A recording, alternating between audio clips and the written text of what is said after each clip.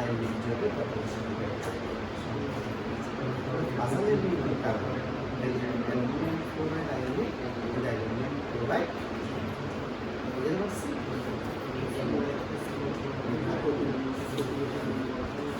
কারণ হচ্ছে তাদের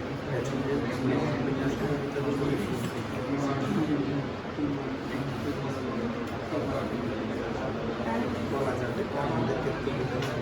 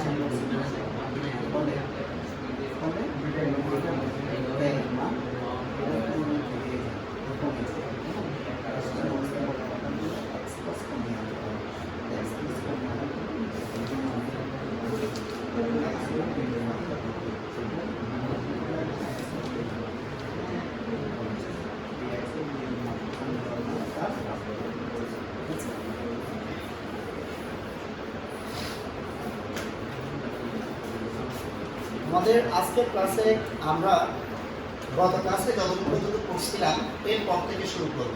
গত ক্লাসের লাস্ট টপিক কি ছিল দেখি বলো তো স্যারকে, কি ছিল? আন্তঃআণবিক হাইড্রোজেন বন্ধন, এটা ছিল, ঠিক না? তাহলে বাকি গেছে কি, একটা গ্রাফ বাকি গেছে। আমি ওই গ্রাফটা দিয়ে একটু কি করতে চাই, শুরু করতে চাই। একটা গ্রাফ বাকি গেছে, ওই গ্রাফটা দিয়েই আমরা ইনশাআল্লাহ শুরু করব।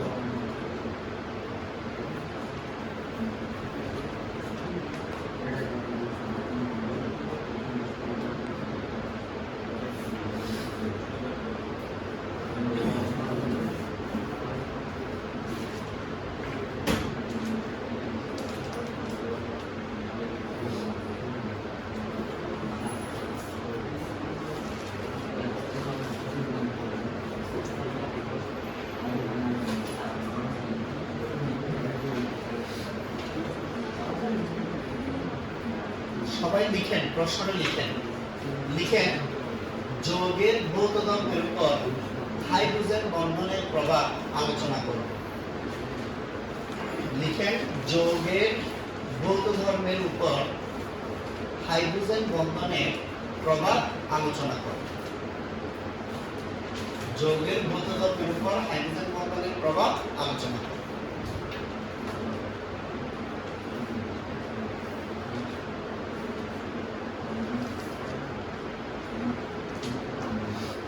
এখন আপনি প্রশ্ন করতে পারেন, স্যার বৌদ্ধ ধর্ম মানে আপনি কি বুঝাচ্ছেন? আসলে বৌদ্ধ ধর্ম মানে আমি বুঝাচ্ছি গণনাঙ্ক। বৌদ্ধ ধর্ম মানে আমি বুঝাচ্ছি স্ফুটনাঙ্ক। বৌদ্ধ ধর্ম মানে আমি বুঝাচ্ছি পানিতে দ্রাব্যতা। এইগুলো হচ্ছে যৌগের বৌদ্ধ ধর্ম। এই ধর্মগুলোর উপর হাইড্রোজেন বন্ধনের যথেষ্ট কি রয়েছে, প্রভাব রয়েছে।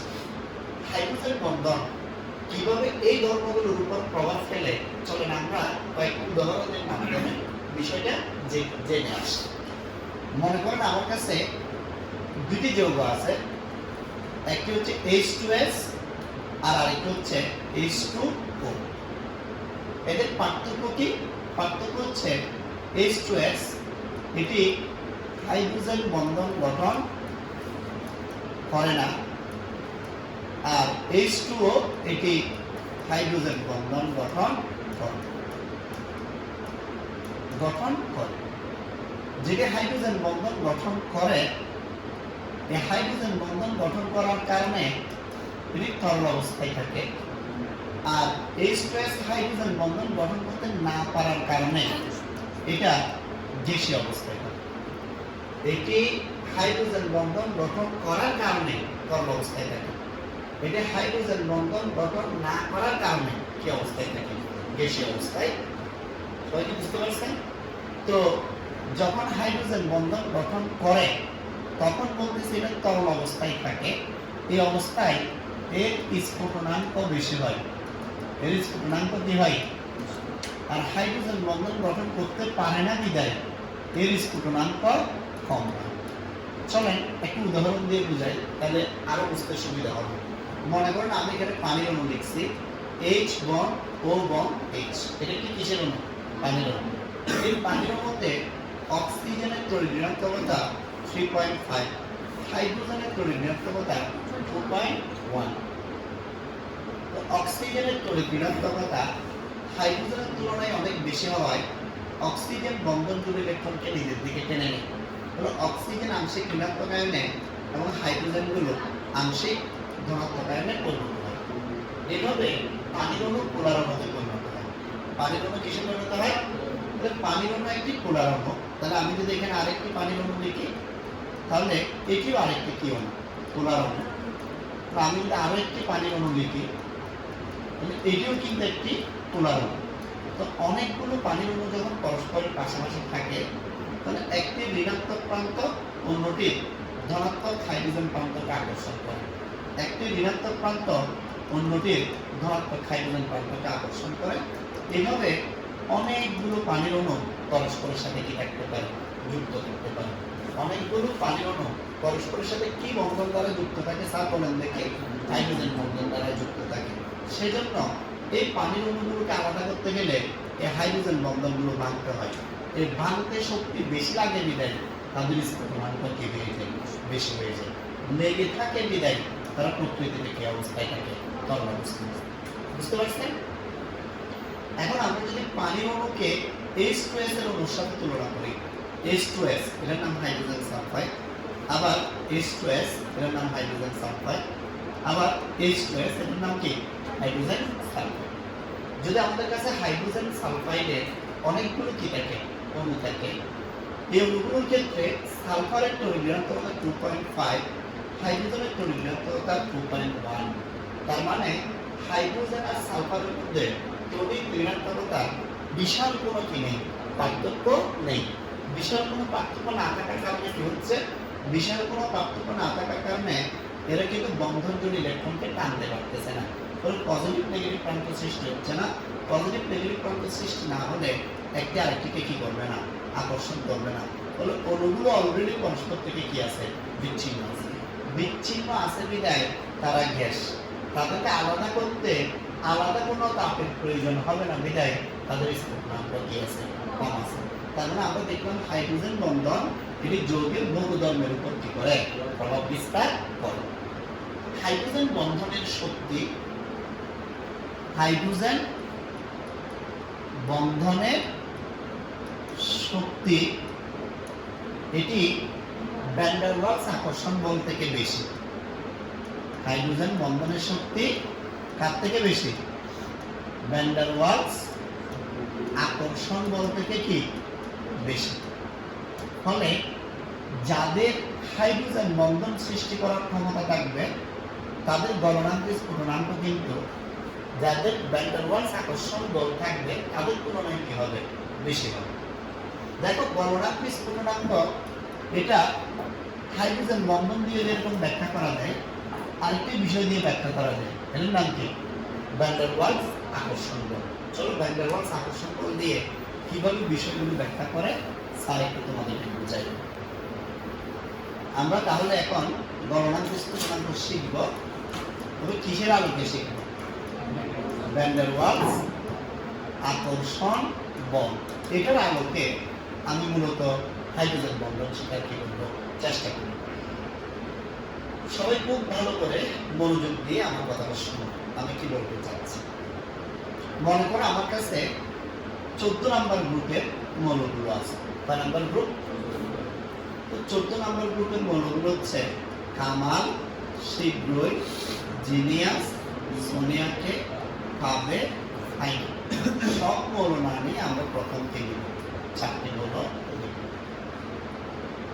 আমরা যে প্রথম 4টি মৌল নিব, এই 4টি মৌল, প্রথম যে 4টি মৌল নিব, এই 4টি মৌল 4টি অষ্টক ফিলাপের জন্য তাদের যোজ্যতা ইলেকট্রন কয়টা আছে? 4টি।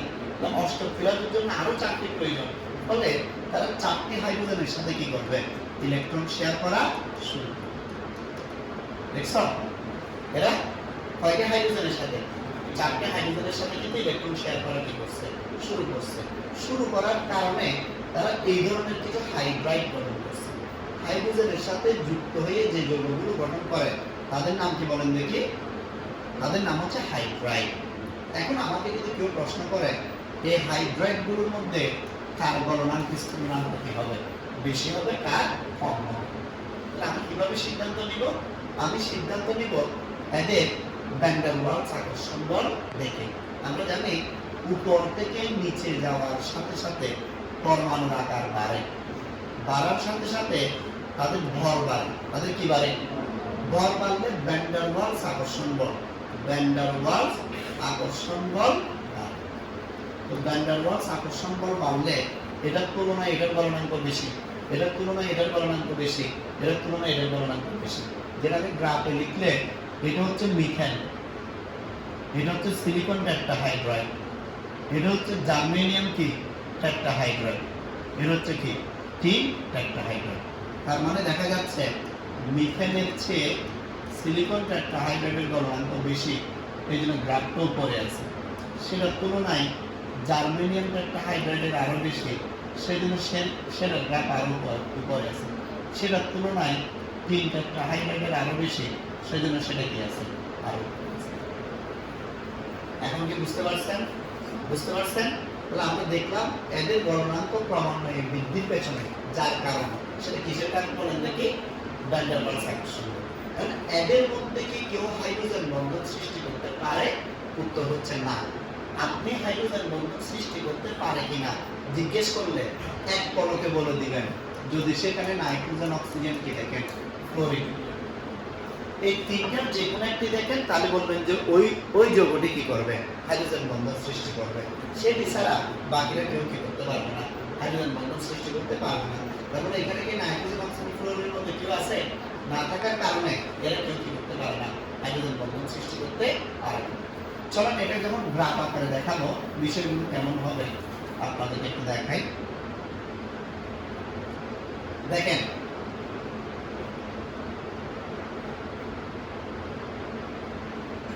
আমরা দেখেছি ধীরে ধীরে হাইড্রোজেন বন্ধন কি পাচ্ছে?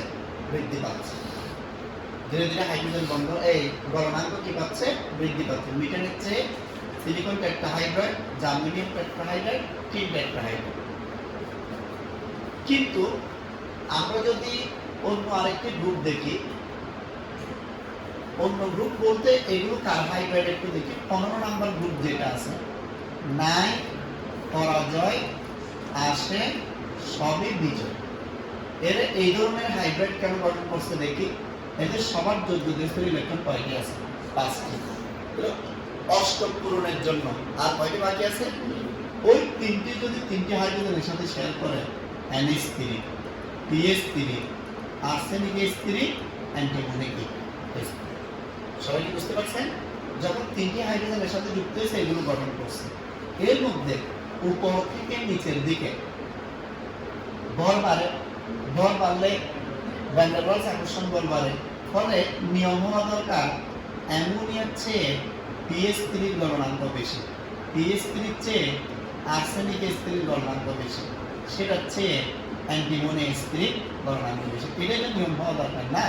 ধীরে ধীরে গলনাঙ্ক উপর থেকে নিচের দিকে বাড়া দরকার। বা NH3 এটা কি তৈরি করতে পারে? হাইড্রোজেন বন্ধন তৈরি করতে পারে। কেন স্যার? এই যে নাইট্রোজেন আছে, স্যার বলছিলাম নাইট্রোজেন যদি হাইড্রোজেনের থাকে সাথে থাকবে, এটা কি বন্ধন তৈরি করবে, আর যে হাইড্রোজেন বন্ধন তৈরি করবে তার শক্তি কিন্তু ভ্যান ডার ওয়ালসের চেয়ে কি হবে, এই জন্য সবচেয়ে বেশি শক্তিশালী হয়ে গেছে কে, NH। দেখছেন এখন NH3 থাকার কথা ছিল পিছনে, হয়ে গেছে কি গলনাঙ্কের দিক দিয়ে সবার উপরে। এটা গ্রাফে দেখাইলে কেমনে হবে দেখেন, PH3 এর উপরে ছিল আর্সেনিক H3, তার উপরে ছিল কি অ্যান্টিমনি H3, কিন্তু দেখতেছি এই তিনটার উপরে হচ্ছে কে, NH। স্যার নিচে থাকলে কোথায় থাকতো, নিচে থাকলে এখানে থাকতো, নরমালি এরকম হইতো, কিন্তু এটা হাইড্রোজেন বন্ধন তৈরি করার কারণে তার গ্রাফটা নিচে না নেমে কোথায় উঠে গেছে, উপরে। তো স্যার এদিকে দেওয়া যাবে না, এদিকে দিতে পারবা না তো, এদিকে দিতে পারবা না তো, কারণ নাইট্রোজেন এটি কয় নাম্বার পর্যায়ে আছে, 2 নাম্বার পর্যায়ে আছে, সেই জন্য এই যে এখানে দিতে হবে, এদিকে দিলে এটা 5-6 নাম্বার পর্যায়ে চলে যাবে, ঠিক না? এই জন্য এটাকে পর্যায় গণাঙ্ক লিখছি, গণনাঙ্ক লিখছি। ক্লিয়ার? বুঝতে পারছো? এবার আসো একই রকম ভাবে আমরা যদি এখানে আরেকটা দেখি, আমরা কি দেখতে পাচ্ছি, hydrochloric acid, hydrochloric acid, hydrochloric acid, hydroiodic acid. এদের ক্ষেত্রে এরকম কেন গ্রাফটা হচ্ছে, এই কারণটা আমরা এখন শিখবো।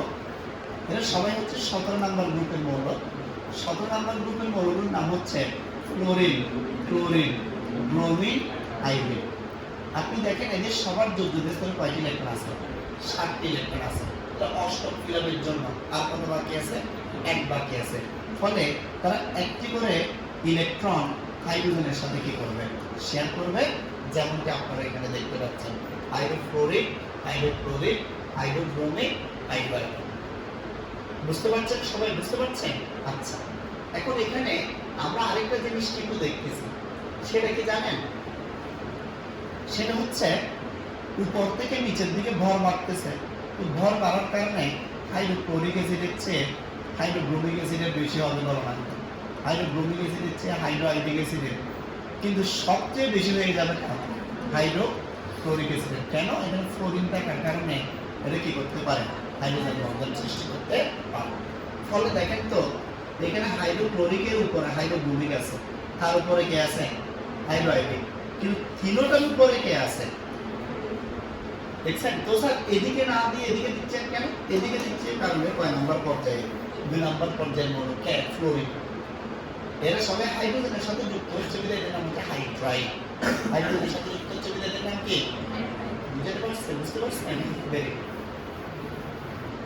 একই রকম আমরা আরেকটা বিষয় দেখব, আমরা যদি 16 নাম্বার গ্রুপের মৌলগুলো দেখি, 16 নাম্বার গ্রুপের মৌল, 16 নাম্বার গ্রুপের মৌলগুলোর নাম মনে রাখার টেকনিক হচ্ছে ওরা, সুট, স্যালোয়ার, টিকলি, তোরে, লাইগাস। আমরা এতটুকুতে যাব না, প্রথম 4টা নিচ্ছি। এদের যোগ্যতা স্তরে ইলেকট্রন আছে কয়টি, 6টি। অষ্টক ফিলামের জন্য আর কত দরকার, আর 2 দরকার। সেজন্য তারা 2টা হাইড্রোজেনের সাথে যুক্ত হয়ে তারা এই টাইপের হাইড্রাইডগুলো কি করবে, গঠন করবে। দেখেন তো এদের হাইড্রাইডগুলো এরকম কিনা, H2O, H2S, H2Ac, H2T, ঠিক আছে না? আচ্ছা, তো উপর থেকে নিচের দিকে যদি গলনাঙ্ক বাড়ে তাহলে পানির চেয়ে H2S এর বেশি হওয়ার কথা, H2S এর চেয়ে H2S এর বেশি হওয়ার কথা, H2S এর চেয়ে H2P এর আরো বেশি হওয়ার কথা, ঠিক না? কিন্তু এর ভিতরে পানি থেকে আছে অক্সিজেন। তাহলে পানি কি অণু তৈরি করতে পারে, হাইড্রোজেন বন্ধন তৈরি করতে পারে। আর হাইড্রোজেন বন্ধন তৈরি করতে পারার কারণে সে পেছনে না থেকে সে কোথায় চলে গেছে, কারণে সবার চেয়ে গলনাঙ্ক বেশি পানি। এটার নাম বলছে ভ্যান ডার ওয়ালস আকর্ষণ বলের চেয়ে হাইড্রোজেন বন্ধনের শক্তি কি বেশি। ফলে দেখেন আপনি H2S এর উপরে পানি, H2S এর উপরেও পানি, H2P এর উপরেও পানি, ধরতে গেলে সবার উপরে কে, খেয়াল করছেন? সবার উপরে কে, পানি। সবার উপরে পানি হচ্ছে কারণ পানির এমনি তো হাইড্রোজেন বন্ধনটা মজবুত, তার উপর পানির একটি অণু 4টি পানির অণুর সাথে কি করতে পারে, হাইড্রোজেন বন্ধন সৃষ্টি করতে পারে। এই উভয় কারণে নিয়ে পানির স্থূলনাঙ্ক সবচেয়ে বেশি, যেমনটা এই গ্রাফে আপনি সবার উপরে যাকে দেখতে পাচ্ছেন সেকে ডবল দেখে বুঝতে পারছেন? আমরা এগুলো বসালে এগুলো এরকম দেখাবে। সবার উপরে কাকে দেখা যাচ্ছে? পানিকে। এর কারণ কি বলছিলাম? এর কারণ বলছি যে পানির হাইড্রোজেন বন্ধনটা শক্তিশালী, একই সাথে পানি আবার বেশি সংখ্যক কি করে? হাইড্রোজেন বন্ধন সৃষ্টি করে। এই সবগুলো যৌগের মধ্যে সেকেন্ড লেভেলে কে আছে? Hydrochloric acid. কেন স্যার এটা সেকেন্ড লেভেলে আছে? কারণ হচ্ছে হাইড্রোক্লোরিক অ্যাসিডের হাইড্রোজেন আর ফ্লোরিনের মধ্যে যে হাইড্রোজেন বন্ধন হয় এটা কিন্তু সবচেয়ে বেশি শক্তিশালী। তো সবচেয়ে বেশি শক্তিশালী হলে সে সবচেয়ে উপরে কেন যায়নি? সে হাইড্রোজেন বন্ধন করতে পারে মাত্র 2টি। এই জন্য সে একটু কি আছে? নিচে আছে। কথা বুঝতে পারছি? এই জন্য সে সবার চেয়ে কি আছে? উপরে আছে। এরপর বাদ বাকিগুলো ধীরে ধীরে নিচের দিকে গেছে। একেবারে নিচের দিকে কে আছে? কেন স্যার? এর অধিকারী দশা কেন? এর অধিকারী দশা হচ্ছে এদের সবার মধ্যে ভর সবচেয়ে কম হচ্ছে কার? বিজ্ঞানের। ভর যত কম, ভ্যান ডার ওয়ালস আকর্ষণ বল তত কম। ভ্যান ডার ওয়ালস আকর্ষণ বল তত কম, গলনাঙ্ক স্ফুটনাঙ্ক তত কি? কম। সেজন্য মিথেন একেবারে মিসকিনের মতো নিচের দিকে কি আছে? গ্রাফের মধ্যে বসে আছে। এদিকে গ্রাফে দেখলো আপনি মিসকিন লেভেলে কাকে দেখতে পাবেন? মিথেনকে। আর বস লেভেলে কাকে দেখতে পাবেন? পানি। ঠিক আছে না? তো এগুলো বিভিন্ন রকম পরীক্ষা আসতে পারে, পরীক্ষার প্রশ্নগুলো আসতে পারে। যারা ভালো করে বুঝে ওদের আটকানোর কোনো কি নেই, সুযোগ নেই। ওরা যে কোনো কিছুই ভালো করে বুঝে পারে। তাহলে আমরা আপনাদেরকে একটা সামারি করে দিচ্ছি। আজকে কয় তারিখ আপনারা কি জানেন? 23 তারিখ। আমরা বুলেট বেসের ক্লাস কয় তারিখ থেকে শুরু করছি আপনারা কি সেটা জানেন? মনে আছে আপনাদের? হ্যাঁ, 7 তারিখ থেকে। 7 তারিখ থেকে শুরু করে আবার 3 দিন 4 দিনের একটা কি ছিল? বন্ধ ছিল। তো মোটামুটি আমরা বুলেট বেসে তৃতীয় অধ্যায়ের উপর হয়তো 12টি 13টি বা 14টি কিনেছি। 13টি ক্লাস নিয়েছি না? 13টি ক্লাস নিয়েছি। 13 নম্বর ক্লাসে আমরা আজকে তৃতীয় অধ্যায়টা কি করছি? কমপ্লিট করছি। আমাদের মিশন হচ্ছে 4 অধ্যায় কমপ্লিট করা। 4 অধ্যায়ের মধ্যে আমরা অনেক বড় একটা অধ্যায় তৃতীয় অধ্যায় কমপ্লিট করছি। এবং আমি আশা করি আমার সাথে সাথে যারা করছেন, আমি যা পড়াইছি এর বাইরে একটি জ্ঞানমূলক অনুধাবনমূলক প্রশ্ন আসে না। এগুলোই আসবে। এখান থেকে জ্ঞানমূলক কমন আসবে, অনুধাবনমূলক কমন আসবে, এমসিকিউ কমন আসবে, এর সৃজনশীল প্রশ্ন কি আসবে? কমন আসবে, সব কমন। এটার ভিতরে এই 13টা ক্লাসে 13টা লেকচারে যে স্লাইডগুলো আছে এগুলো ভালোভাবে পড়লে আপনার পড়ানো পেয়ে যাবেন। এরপর আমরা এখন প্রথম অধ্যায়টা কি করব? শুরু করব। প্রথম অধ্যায় শেষ করে আমরা সরাসরি কি চতুর্থ অধ্যায়ে চলে যাব। চতুর্থ অধ্যায়ে আপনাদেরকে পড়াইতে পড়াইতে এক পর্যায়ে আপনাদের পড়া আমার রেগুলার বেসে ফিরে যাবে। তখন আপনারা ধরা বাঁধা থাকবে না, তখন আপনারা যে আসতে পারবেন। আর যদি আপনারা চান যে রেগুলারের আগে আপনাদেরকে কি করে দিতে, শেষ করে দিতে, তাহলে আমরা আবার 1 সপ্তাহ 10 দিন ক্লাস নিয়ে আপনাদেরকে রেগুলারের আগে শেষ করে দিতে পারবেন। বুঝতে পারছি? এটা আসবে পরে। তবে আমরা আজকে থেকে আরেকটি নতুন অধ্যায় শুরু করতেছি। এই অধ্যায়টার নাম হচ্ছে ল্যাবরেটরি নিরাপদ ব্যবহার। লিখেন সবাই, ল্যাবরেটরি নিরাপদ ব্যবহার। ল্যাবরেটরি নিরাপদ ব্যবহার।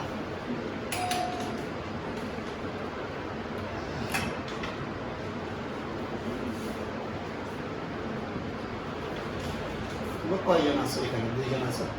তাহলে একটা অ্যাপ্রন নিয়ে আসো, আর একটা চশমা নিয়ে আসো। গগল যেগুলো আছে একটা ব্র্যান্ড আছে এখানে রাখলে হবে। জিনিসপাতি অল্প অল্প করে নিয়ে আসো, যেগুলো একজন আসো।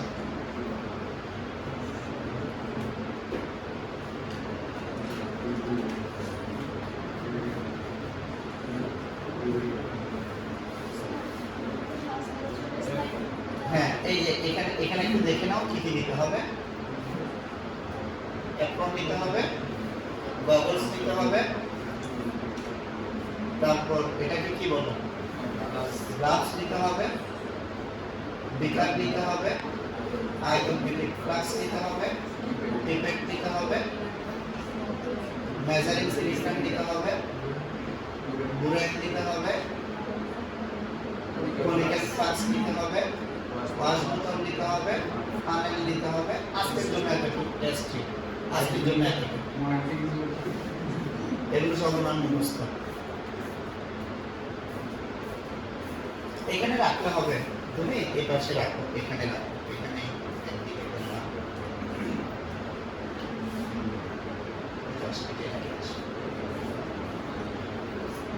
ঠিক আছে, আমরা একটু সেটআপটা দিয়ে দিচ্ছি, উনি আনতেছে, তখন আমরা একজন মডেল নিচ্ছি। আমাদের মডেল হিসেবে রাহি চলে আসেন, রাহি আসেন, আপনি এই পাশে চলে আসেন, এই কোণাটাতে তাড়াতাড়ি আসেন, এদিকে, হ্যাঁ এদিকে এদিকে। আমাদের প্রথম অধ্যায়টা হচ্ছে প্র্যাকটিক্যাল, তৃতীয় অধ্যায়ে স্যার শুধু লেকচার দিচ্ছে, আপনারা শুনছেন, বুঝছেন? কিন্তু প্রথম অধ্যায় এরকম না, প্রথম অধ্যায় হচ্ছে আমি যা করাবো তা আপনাদেরকে এরকম হাতে কলমে কি করবো দেখাবো। ঠিক আছে, ল্যাবের মধ্যে যখন আমরা কাজ করি তখন ল্যাবের মধ্যে আমরা ডেঞ্জারাস কিছু জিনিস নিয়ে কাজ করি। আপনি এটা করে ফেলেন, করে ফেলেন।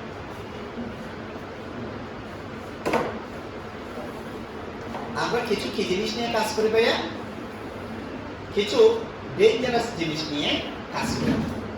স্যার ডেঞ্জারাস জিনিস কি? অ্যাসিড, অ্যাসিড খুব ডেঞ্জারাস। এরপর ক্ষার, ক্ষয়কারী, খুব ডেঞ্জারাস। এরপর দাহ্য পদার্থ, যেগুলো সহজে আগুন জ্বলে ওঠে, যেগুলো সহজে কি আগুন জ্বলে ওঠে।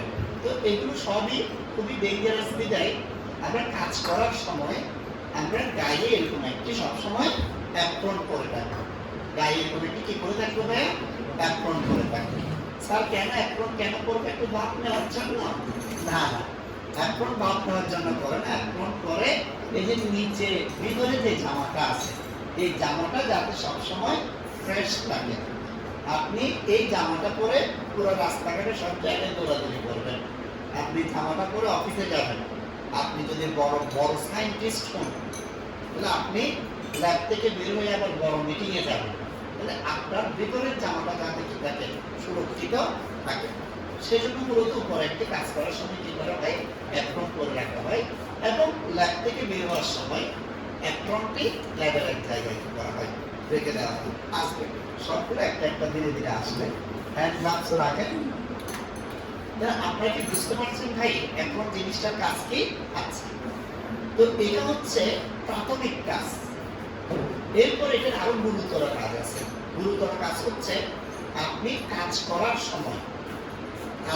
সময় কোনো কারণে যদি এসিড ছিটকে কি আসে, চলে আসে, তাহলে আপনার ভিতরের যে স্কিনটা আছে স্কিনটা যাতে প্রোটেক্ট থাকে, সুরক্ষিত থাকে, স্কিন যাতে কি থাকে প্রোটেক্ট থাকে, সুরক্ষিত থাকে, সেই জন্যই কি করা হয়? অ্যাপ্রন করে রাখা হয়। এটি ছাড়া মনে করেন আল্লাহ না করুক কোনো কারণে কি ঠিক কোন একটা জায়গায় আগুন ধরে গেছে, আগুন ধরলে আপনার গায়ে যদি আগুন ধরে যায়, কথা প্যান্টে ধরছে, আপনার তো বাঁচা প্রয়োজন ভাই। আপনার কি প্রয়োজন? আপনি এত বড় একদম সম্মানিত মানুষ, জিনিসটা বিশ্রী হয়ে যাচ্ছে না পাবলিক প্লেসে, ঠিক কিনা বলেন না? আপনারা ঠিক বলতেছেন না কেন? ঠিক না ভাই? তাহলে এই যে আপনার যে ইজ্জত পাঞ্চার হয়ে যাবে সেটা যাতে না হয়, আপনি উপরে আরেকটা ড্রেস পরে আছেন, বা আল্লাহ না করুন যদি আগুন লাগে, আগেটা তো লাগবে না, আপনি ধুম করে খুলে ফেলেন না, ধুম করে আপনি কি করবেন? আপনি এভাবে করে কি করতে পারবেন? খুলে ফেলতে পারবেন। তাহলে বুঝতে পারছি আমি অ্যাপ্রনের ব্যবহার পুরোপুরি বুঝে গেছে। চলো একবার রিডিং করে ফেলি। আমরা ধীরে ধীরে করবো, আর আমরা আমাদের মডেলের সাহায্যে কি করবো সবগুলো প্র্যাকটিক্যালি দেখবো।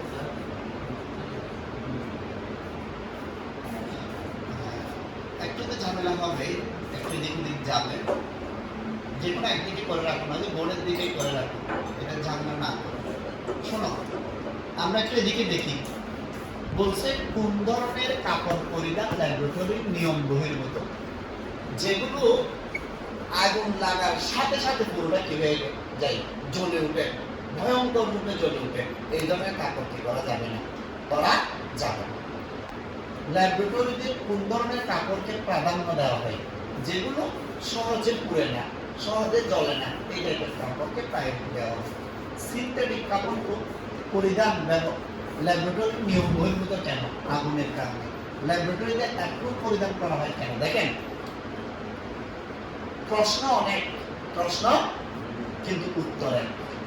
এটা যেরকম ভাবে আসে পরীক্ষায় আপনি এই উত্তরটা লিখলে পেয়ে যাবেন। চলুন উত্তরে কি লেখা আছে একবার রিডিং করে নিন। বলছে রসায়ন ল্যাবরেটরিতে কর্মরত গবেষক, দেখছেন? আপনি শুধু আপনাকে নিয়ে চিন্তা করতেছেন, কিন্তু আপনাকে আরো হাই লেভেলের কি চিন্তা করতে হবে।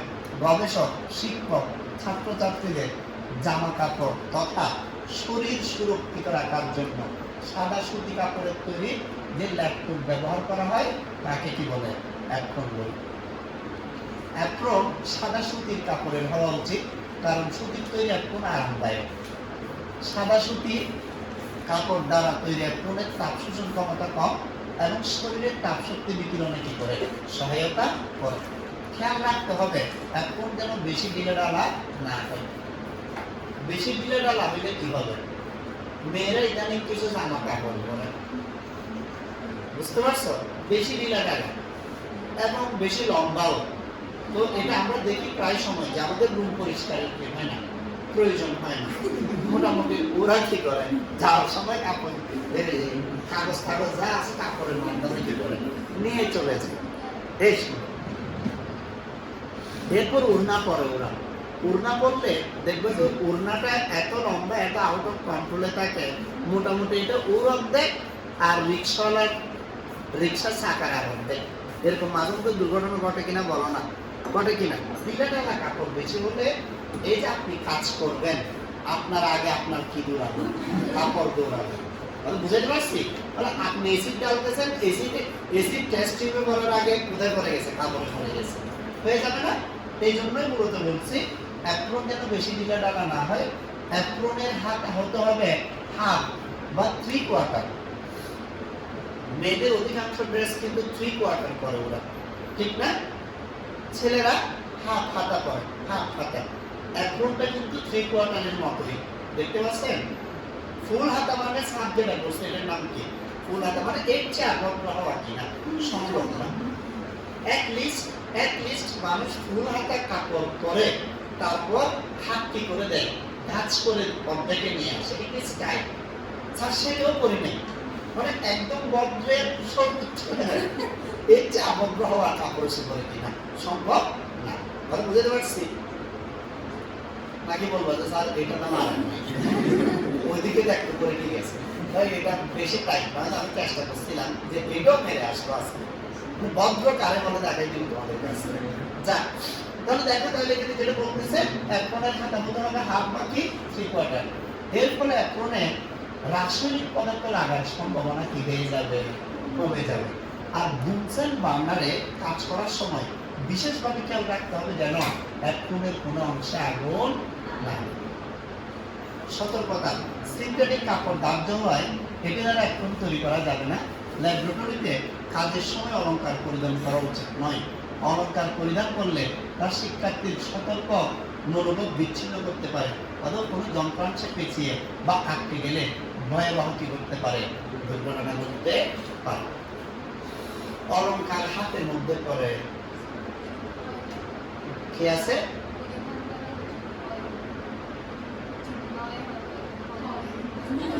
আচ্ছা, উচিত নয় হয়, উচিত নয়, ঠিক আছে। আমরা কি এখন বুঝতে পারছি এখানে যা লেখা ছিল? যারা যারা বুঝতে পারছেন একটা হাত তুলেন। মাশাআল্লাহ, ভেরি গুড। এবার আমরা এরপরের প্রশ্নটা একটু চলে যাব। এরপরের প্রশ্নটা একটু আবার দেখেন। এরপরের প্রশ্ন হচ্ছে ল্যাবরেটরিতে নিরাপদ গগলস বা সেফটি গ্লাস ব্যবহারের সুবিধা কি?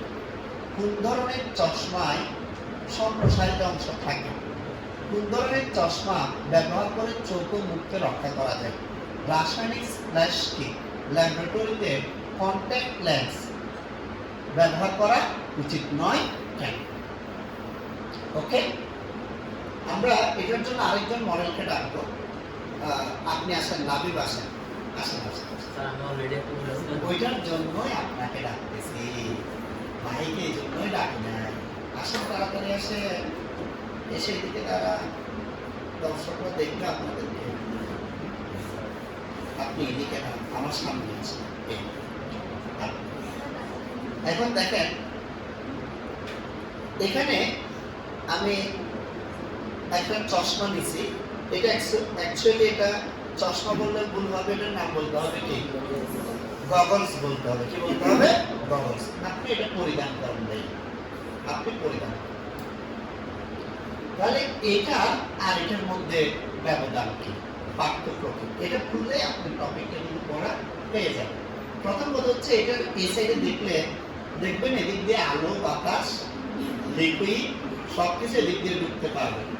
এবার এটার ক্ষেত্রে দেখেন আপনি, এটার এদিক দিয়ে কিন্তু কি আছে, আবদ্ধ আছে। এগুলোর নাম হচ্ছে সম্প্রসারিত অংশ। এগুলোর নাম কি? এটাতে কিন্তু এরকম কোনো কি নেই, সম্প্রসারিত অংশ নেই। খেয়াল করছেন আপনারা? খেয়াল করছেন? তাহলে সম্প্রসারিত যে চশমা, ওইটার নামই হচ্ছে কি, নিরাপদ গগলস। এটা কি, মূলত আমাদের দেহের সবচেয়ে দামি জিনিসটির নাম হচ্ছে চোখ। সবচেয়ে দামি জিনিসটার নাম কি? আমি বলছি চোখ কতটুকু দামি, আপনি যদি একবার ভাবেন আপনি অবাক পেয়ে যাবেন। মনে করেন আপনি নিজেকে খুব ছোট মনে করেন, যে আমার কাছে এই পরিমাণ টাকা নাই যে আমি স্যারের কোর্সে 4 দিনের একদিনও কি হইতে পারতেছি, করতে হইতে পারতেছি, আমার মন খারাপ, বন্ধু বান্ধব সবাই কি হয়ে যাচ্ছে, ভর্তি হয়ে যাচ্ছে, কেমন? তো এভাবে মন খারাপ করতে নেই, এভাবে মন খারাপ করতে নেই। সৃষ্টিকর্তা বলতেছে আপনি হচ্ছেন পৃথিবীর শ্রেষ্ঠ ধনী, যে তার চেয়েও ধনী। ক্যাশ নাই আর কি, টাকা বানাইতে পারতেছেন না, মাগার দামি দামি জিনিস আপনার কাছে আছে। আচ্ছা আপনারা আমাকে বলেন তো, পৃথিবীর সবচেয়ে দামি ঘরটা কোনটা? দামি যে প্যালেস যেখানে মানুষ থাকে, এরকম কোনটা? আচ্ছা আপনারা বলতে জানতেছেন না, আমি একটা বলি। মনে করেন রানী এলিজাবেথ যেখানে থাকে, অর্ধ পৃথিবীর শাসক যারা ছিল, কেমন? রানী এলিজাবেথ যেখানে থাকে রাজপ্রাসাদ, সেটাই হচ্ছে পৃথিবীর সবচেয়ে দামি প্রাসাদ। কথা কথা। তো এখন যেখানে আপনি থাকবেন তো দূরে থাক, আপনি কল্পনাতেও এরকম প্রাসাদকে দেখতে পারবেন না, স্বপ্নে দেখতে পারবেন। এখন রানী এলিজাবেথ থেকে আপনার কাছে একটা কি আসলো, চিঠি আসলো, বললো যে আজকে থেকে আমি এই প্রাসাদটা ছেড়ে দিচ্ছি, এই প্রাসাদ আমি ছেড়ে দিব, ছেড়ে আমি চলে যাব, এই প্রাসাদে আজকে থেকে আপনি থাকবেন। এমন আমার যে চাকর বাকর আছে ওদেরকেও রেখে যাব, ওরা আপনার সেবা যত্নই করবে, বাগান বাগিচা সবই থাকবে। বিনিময়ে আপনি শুধু আপনার দুটি চোখ আমাকে দিবেন, আমার ছোট নাতনিটার জন্য। এবার বলেন আপনি কি আমাকে চোখ দিবেন? তার মানে ওইরকম দামি জিনিস পর্যন্ত আপনি নিচ্ছেন না, কারণ এর চেয়েও দামি জিনিস আপনার কাছে। কিন্তু এটা ক্যাশ ভাঙানো যায় না, দামি জিনিসগুলো এমন ভাবে এটার মালিক বানাই দেওয়া গেছে, এগুলো বুক করা যায় কিন্তু ভাঙা যায় না সহজে। সেজন্য মূলত আমরা কি করি না, এগুলোর ভ্যালু বুঝি না। তো যার যেটা বলতে চাচ্ছিলাম, তাহলে আমাদের সবচেয়ে দামি অংশের নাম হচ্ছে দেহের চোখ। খুবই সেন্সিটিভ। একটা সামান্য ময়লা করলে, একটু ধুলোবালিতে কিছু একটু উড়ে গেলে চোখ কি করে, ডিস্টার্ব করা শুরু। তো ল্যাবের মধ্যে যাতে ক্ষতিকর রাসায়নিক দ্রব্য থেকে আমাদের চোখ সুরক্ষিত থাকে, ক্ষতিকর রাসায়নিক দ্রব্য থেকে কি থাকে, আমাদের চোখ সুরক্ষিত থাকে, সেজন্য চোখকে কাভার করার জন্য আমরা আমাদের একটা গ্লাস দিয়ে রাখি। এই গ্লাসটার নামই হচ্ছে কি, সেফটি গ্লাস বা নিরাপদ গগলস। তাহলে কি বুঝতে পারছেন? বুঝতে পারছেন তাহলে এটার কাজ কি? এটার কাজ হচ্ছে চোখকে কি রাখা, সুরক্ষিত রাখা। চলো একটু রিডিং করে কি লিখছি। চোখ মানুষের কি সম্পদ? অমূল্য। এই অমূল্য মানে মূল্য কথা বুঝতে পারছো এখন? পৃথিবীর সবচেয়ে দামি প্রাসাদটা দিয়েও তোমার এই জীবশক্তিটা কাউকে দিতে যাচ্ছে না, এই জন্য নাম কি হয়ে গেছে অমূল্য সম্পদ। ল্যাবরেটরিতে বিভিন্ন রাসায়নিক উপাদানকে বার্নারে তাপ দেওয়ার প্রয়োজন পড়ে।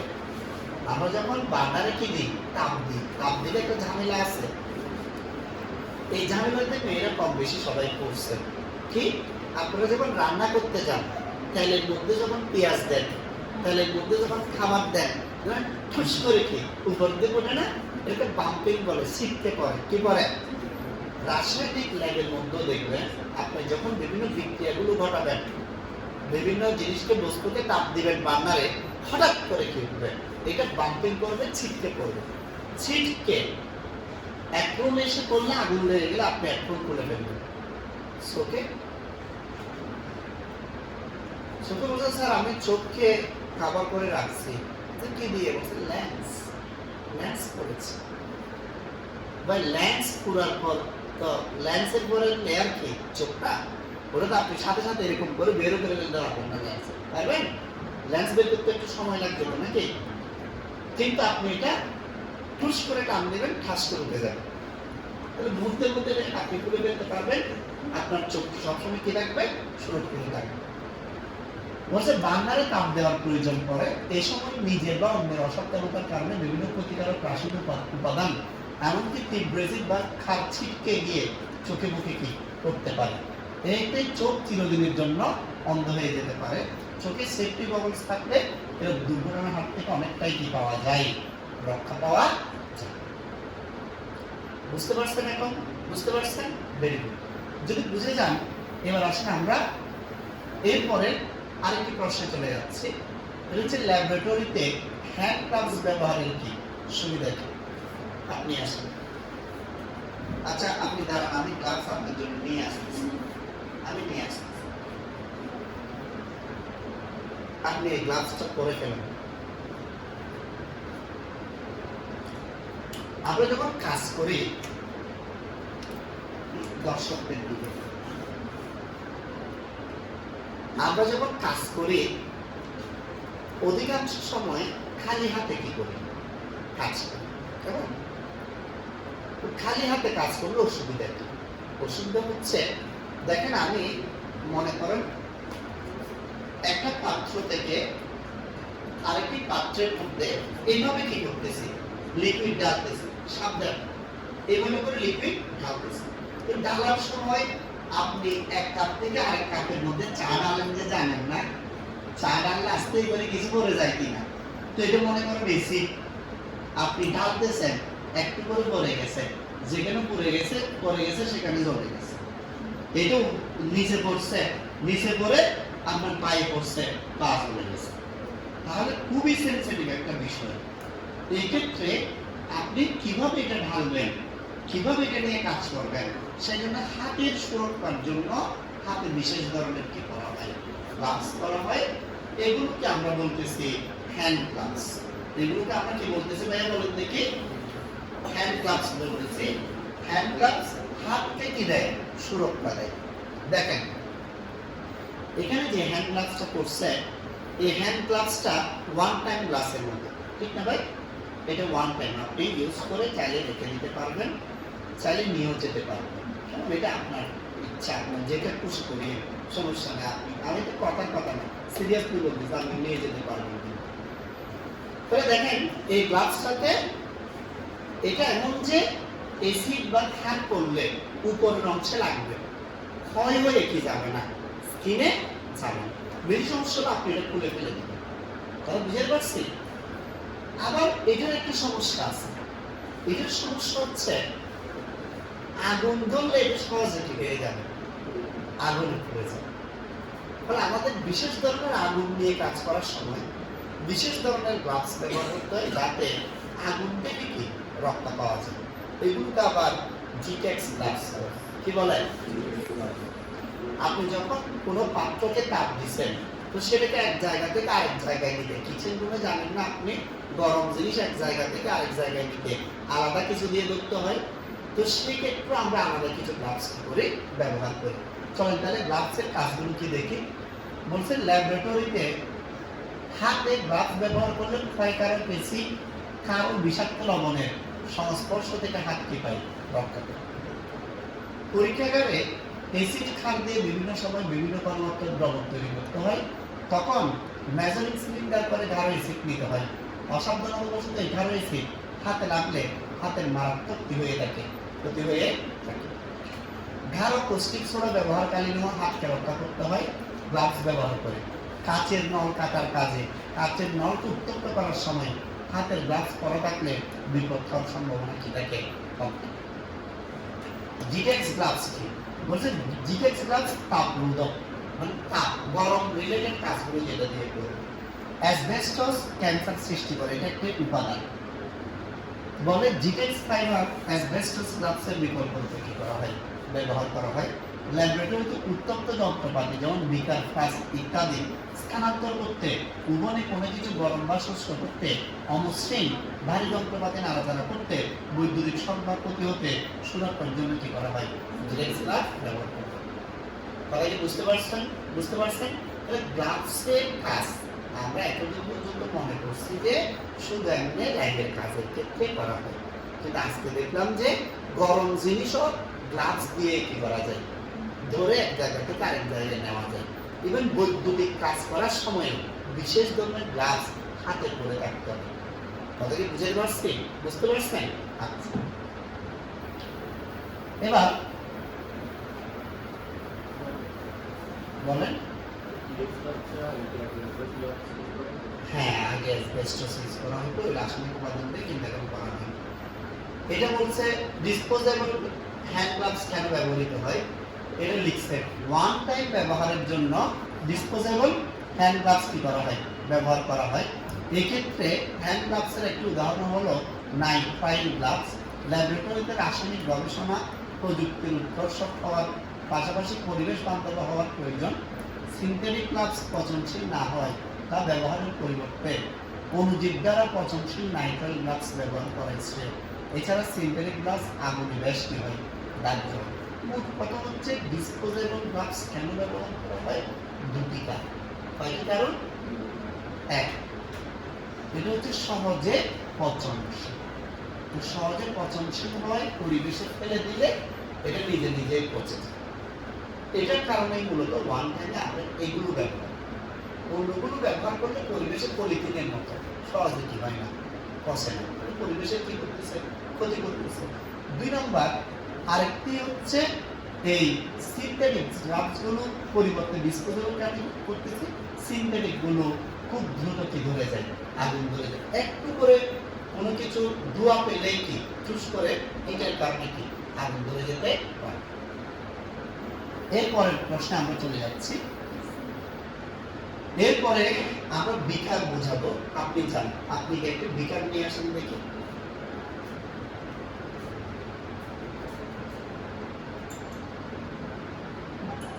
আপনি যান, আপনি একটু এখান থেকে যত রকম বিকার আছে সবগুলো থেকে একটা একটা করে নিয়ে আসেন দেখি।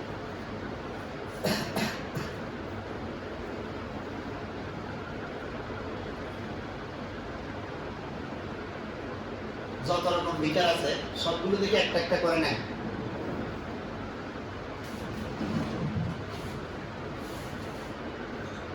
ও যেটা নিচে এটা লাগবে না।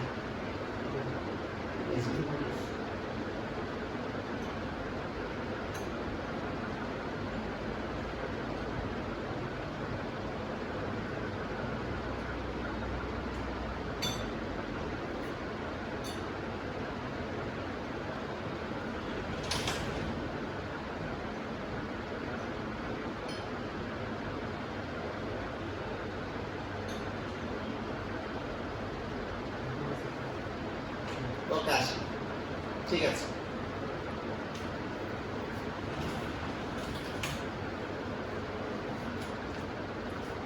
ওকে।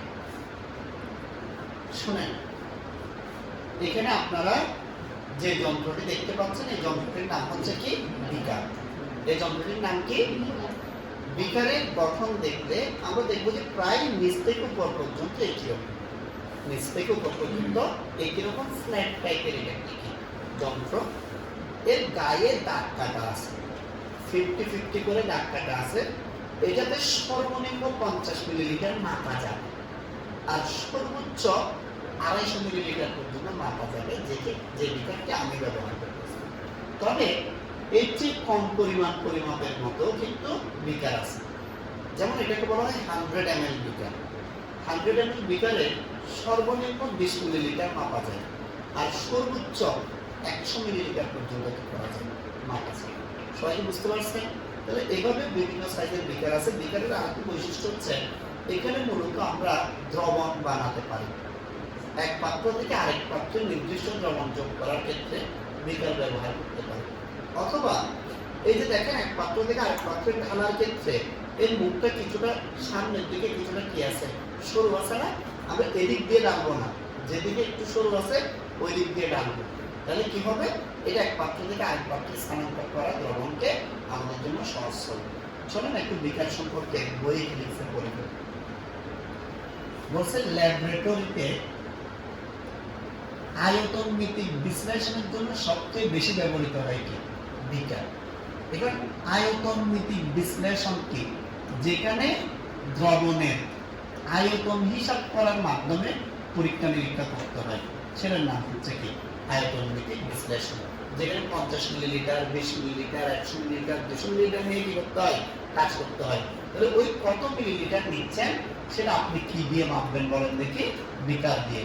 এটি সাধারণত 25 মিলিলিটার থেকে শুরু করে 400 মিলিলিটারের চেয়েও বড় আয়তনের কি হয়ে থাকে। অনেক সময় বিকারের সাহায্যে দ্রবণকে তাপ দেওয়ার কি হয়? প্রয়োজন হয়।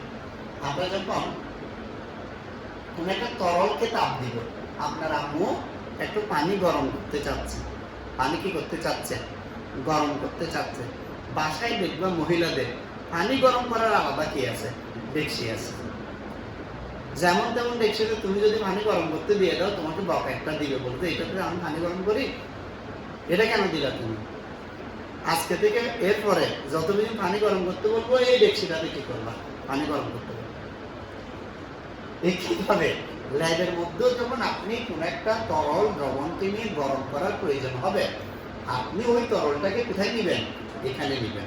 এখানে মাপারও ব্যবস্থা আছে, কত মিলিলিটারকে আপনি তাপ দিচ্ছেন এখানে দেখতে পারবেন। এরপর বুকসেন বান্ডারের উপরে রেখে এরপর এটাকে তাপ দেওয়া করতে হয়, শুরু করতে হয়। এটা আমরা লিখছি। অনেক সময় বিকারের সাথে দ্রবণকে কি দেওয়া হয়?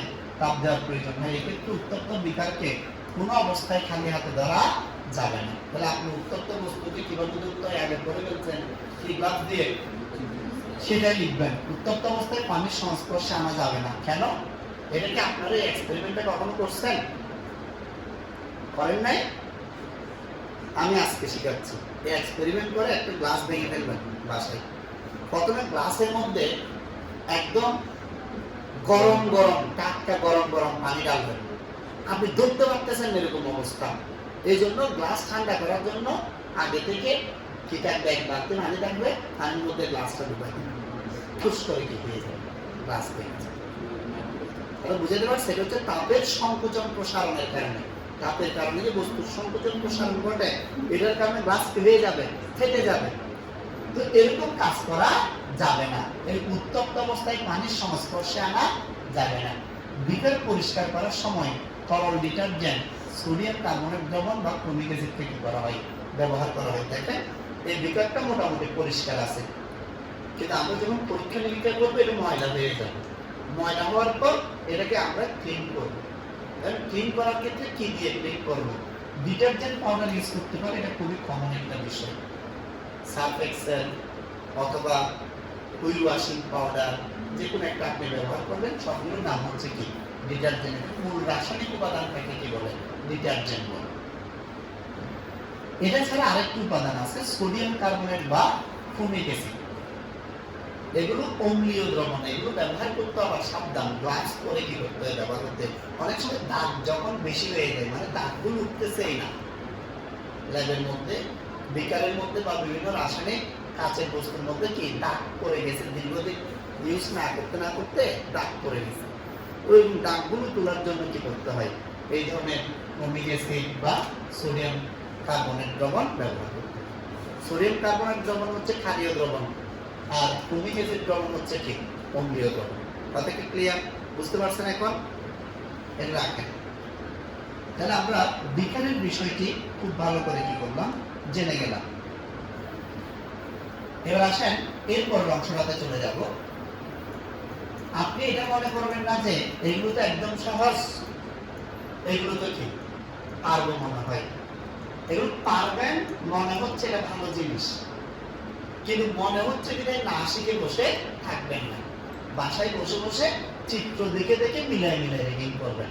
রিডিং করে 2-3 বার করে এরপর লেখা না দেখে এবার চিত্রের দিকে তাকায় তাকায় বর্ণনাগুলো সব নিজে নিজে একবার বলবেন, বললে এটা পড়া কি হবে শেষ হবে। বুঝতে পারছি? এরপর আমি এটা বুঝাবো, এটা বোঝানোর মাধ্যমে আমি আজকের ক্লাসটা কি করবো শেষ করব। এখন আপনারা চিত্রের মধ্যে যেটি দেখতে পাচ্ছেন ছবিতে, এর নাম হচ্ছে মেজারিং ক্লাস বা আইকনমেটিক ক্লাস। মেজারিং ক্লাস বা কি ভাই আইকনমেটিক ক্লাস। একটু এখানে দেখেন, এই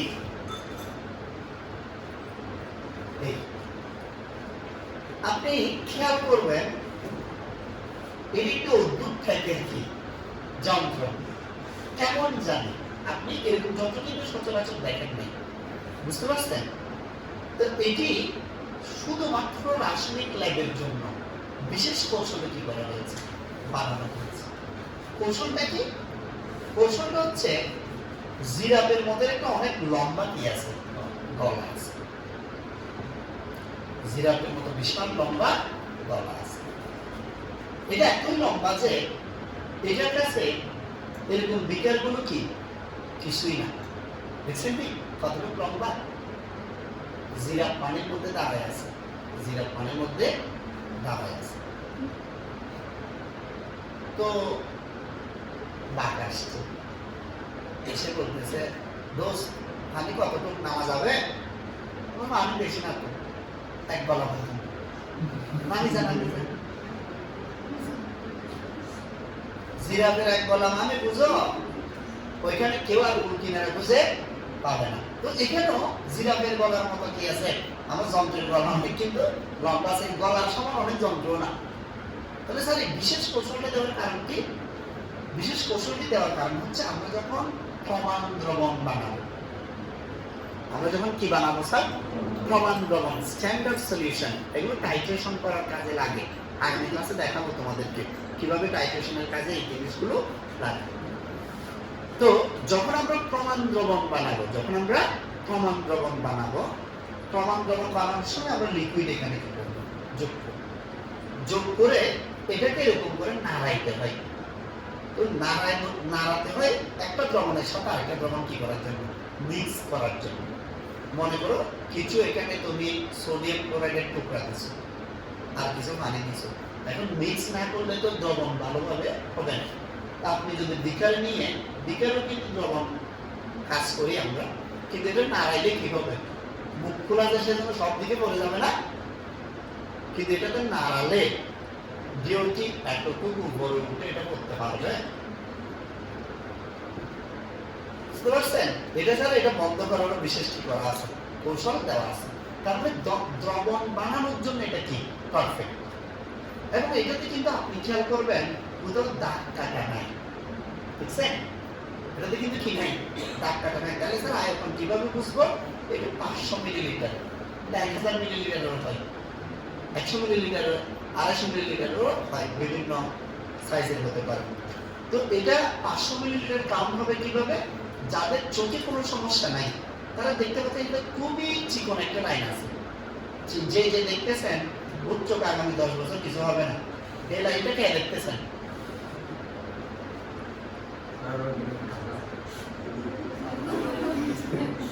এখান থেকেও দেখতেছেন লাইনটা, এখানে একটা লাইন আছে, মানে লিকুইড নিয়ে দ্রবণ নিতে নিতে যদি এই লাইন বরাবর উঠে তাহলে বুঝতে হবে যে এটা কি আছে, ঠিক আছে। কথা বুঝতে পারছি? মানে দ্রবণটা 250 মিলিলিটার হয়ে গেছে। এবার আসেন এটা পরিষ্কার করার ব্যাপারে কথা বলি। দেখেন ভাই, এটা একটু রাখেন। আপনি যখন এটা পরিষ্কার করবেন, পরিষ্কার করার কৌশল একদম সহজ, ঠিক না? আপনি আমাদের কাছে পরিষ্কারক কি আছে, ব্রাশ আছে, ব্রাশ দিয়ে ভালো করে পরিষ্কার করবেন। এবং আপনি হাতও কোনো কিছু দিয়ে এরকম করে করে কি দেখছি যেরকম মাজা আপনি কি করে ফেলতে পারবেন, কত কথা বলতেছেন, স্ট্রেস হয়ে যাবে, করা যাবে না। তাও আপনি পরিষ্কার করার একটা সিস্টেম আছে। আচ্ছা আপনার কি মনে হয় আপনি হাতে এটা মাজার কোনো সুযোগ আছে? আপনি কি হাতে এখানে ঢুকাইতে পারবেন? খাইছেন ধরা তার মানে আপনি হাত তুলে দেবেন না, আঙ্গুল ঢুকাইতে কি করতে পারবেন না, এটা তো জিনের পেটনির আঙ্গুল হইতে হবে, এদিকে দিবে এটা লম্বা হয়ে যাবে। পেটনির হাত ছোটবেলায় কল্পনা করছেন না যে অনেক দূর থেকে ধরে ফেলছে এরকম, তা আপনার পেটনির আঙ্গুল হইলে হয়তো এতটুকু আসা সম্ভব নয়তো নর্মাল আঙ্গুল এতটুকু আসবেন, আঙ্গুল এখানে শেষ।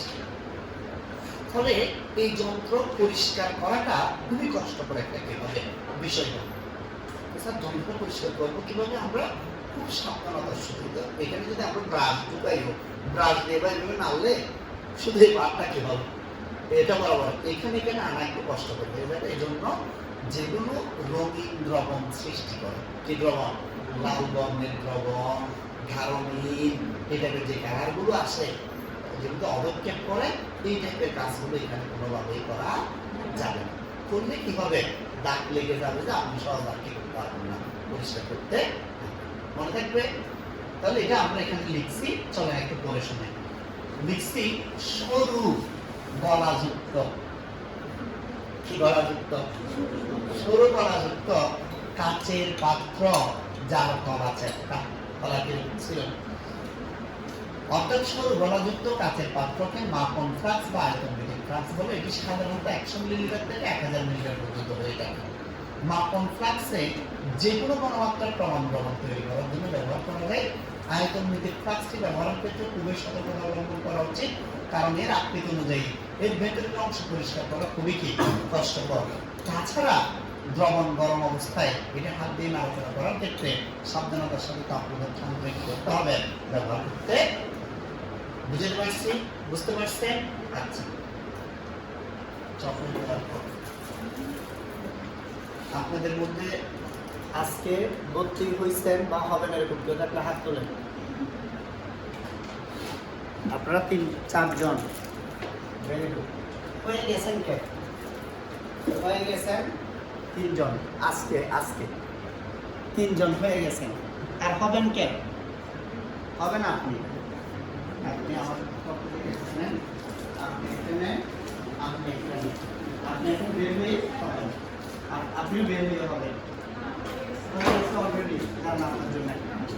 Very good. বাকি যারা হন নাই, দেখেন ভাই, আপনি তো আজকে হলেও হবেন, কালকে হলেও হবেন। আমি চাচ্ছি যে আপনি 4 দিনের মধ্যে হন না, আপনি আমাদের সাথে অংশগ্রহণ করেন, প্রোগ্রামে আনন্দের মধ্যে অংশগ্রহণ করেন, এরপরে আসবেন আপনি নিজের মতো